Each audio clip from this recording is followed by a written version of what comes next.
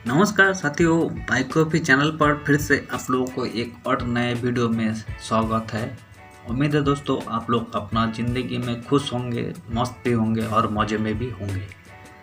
आज की वीडियो में हम फिर से एक रामायण की कहानी लेकर आपके सामने हाजिर हुए हैं।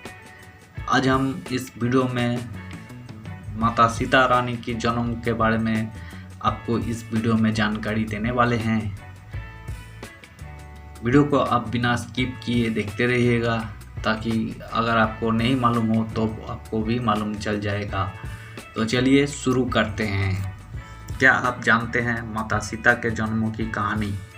रामायण में माता सीता और प्रभु श्री राम को विशेष रूप से पूजा जाता है। श्री राम जी के जन्मों के बारे में सभी जानते हैं, लेकिन माता सीता का जन्म रहस्य है। आइए जानें उनके जन्म से जुड़ी कुछ बातें। रामायण को हिंदू धर्म का सबसे पवित्र ग्रंथ माना जाता है। इसके सभी पात्रों का अलग महत्व है। प्रभु श्री राम को हम भगवान के रूप में पूजते हैं और माता सीता को भी उनके साथ हमेशा पूजा जाता है। माता सीता प्रभु श्री राम की अर्धांगिनी थी और महाराज जनक की पुत्री थी। उन्हें लक्ष्मी जी का अवतार भी माना जाता है और ऐसा कहा जाता है कि जब विष्णु जी के अवतार के रूप में भगवान श्री राम ने धरती पर अवतार लिया, तब माता सीता ने लक्ष्मी के अवतार के रूप में जन्म लिया। उनकी महिमा ऐसी है कि आज भी प्रभु श्री राम से पहले देवी सीता का नाम लिया जाता है। यदि हम माता सीता के जन्म की बात करें तो आज भी उनके जन्मों को लेकर कई कथाएं प्रचलित है। सीता जी का जन्म एक रहस्य ही है। उनके जन्म से जुड़ी बातों का पता लगाने के लिए हमने ज्योतिर्विद पंडित रमेश भोजराज त्रिवेदी जी से बात की। आइए जाने माता सीता के जन्म से जुड़े कुछ रहस्यों के बारे में। धरती से प्रकट हुई माता सीता। माता सीता बात पौराणिक कथाओं के अनुसार माता सीता भगवान जनक को जमीन के नीचे मिली थी। महर्षि वाल्मीकि जी की रामायण के अनुसार राजा जनक के समय में एक बार मिथिला राज्य में अकाल पड़ गया। ऋषियों ने राजा जनक से यज्ञ का आयोजन करने के लिए कहा, जिससे वर्षा ही और उनका कष्ट दूर हो। यज्ञ की समाप्ति के अवसर पर राजा जनक अपने हाथों से हल लेकर खेत जोत रहे थे। तभी उनके हल का नुकीला भाग, जिसे सीता कहते हैं, किसी कठोर चीज से टकराया और हल वही अटक गया। जब उस स्थान खुदाई हुई तब एक कलश मिला जिसमें एक सुंदर कन्या थी। राजा जनक ने उस कन्या को कलश से बाहर निकाला और उसे अपनी पुत्री के रूप में स्वीकार किया। जनक की पत्नी उस समय निसंतान थी, इसलिए बेटी को पाकर वो अत्यंत प्रसन्न हुई। चूँकि हल के उस हिस्से से टकराकर माता सीता मिली थी, जिसे सीत कहा जाता है, इसलिए ही उनका नाम सीता रखा गया। वही जनक पुत्री के रूप में उन्हें जानकी कहा गया। क्या रावण की बेटी थी माता सीता? यदि माता सीता के जन्मों की बात करें तो एक और प्रचलित कथा है जिस पर शायद ही यकीन हो।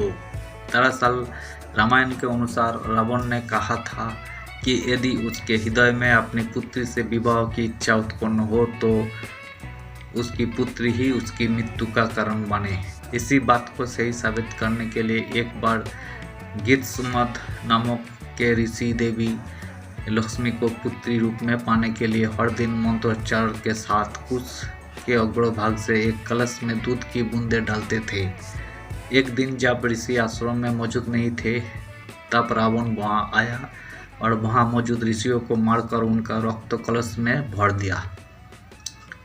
इस कलश को रावण ने अपने महल में छिपा दिया। उस समय रावण की पत्नी मंदोदरी उस कलश को लेकर बहुत उत्सुक थी। एक दिन जब रावण महल में नहीं था, तब मंदोदरी ने उस कलश को खोलकर देखा। मंदोदरी कलश को उठाकर उसमें रखा हुआ था रक्त पी गई, जिससे वही गर्भवती हो गई। मंदोदरी का यही भेद किसी को पता न चले, इसलिए वही लंका से बहुत दूर अपनी पुत्री को कलश में छुपाकर मिथिला भूमि में छोड़ आई। इस प्रकार सीता जी का जन्म हुआ और वो रावण की पुत्री होने के साथ उनकी मृत्यु का कारण भी बनी। सीता जी के जन्म की अन्य कथा। देवी सीता के जन्म की तीसरी कथा वेदवंती नामक एक ब्राह्मण कन्या से संबंधित है। जिसका उल्लेख ब्रह्मवैवर्त पुराण में मिलता है। इस कथा के अनुसार एक समय वेदवती भगवान विष्णु को पति के रूप में पाने के लिए तपस्या कर रही थी। हिमालय पर भ्रमण करते हुए रावण की नज़र वेदवती पर पड़ी और उनके मन में वेदवती से विवाह का विचार आया। वेदवती रावण से बचने के लिए ऊंचाई से कूद गई और मृत्यु के समय वो रावण को शाप दे गई कि आगे के समय में वो पुनर्जन्म हो लेकर रावण की पुत्री बनेगी और उसकी मृत्यु का कारण बनेगी। माता सीता का जब जन्म हुआ तब अपनी मृत्यु के भय से रावण ने उसे धरती पर एक कलश में रखकर गाड़ दिया। माता सीता का जन्म वास्तव में एक रहस्य ही है और उनके जन्म की सही कथा जो कुछ भी हो, लेकिन उन्हें श्री राम के साथ पूजा जाता है। जय सीताराम। वीडियो को हम यहीं पे एंड करते हैं। उम्मीद है दोस्तों वीडियो को आपको अच्छी लगी होगी, और इस वीडियो को अच्छी लगी है तो प्लीज़ एक लाइक कर दीजिएगा। चैनल पे अगर आप नए आए हैं तो प्लीज़ एक सब्सक्राइब कर दीजिएगा।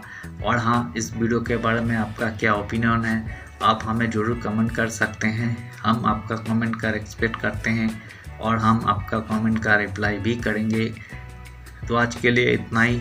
फिर से कोई नया वीडियो लेकर आएंगे आपके सामने ऐसी ही किसी कहानी को लेकर। तो आज के लिए इतना ही। बहुत बहुत धन्यवाद।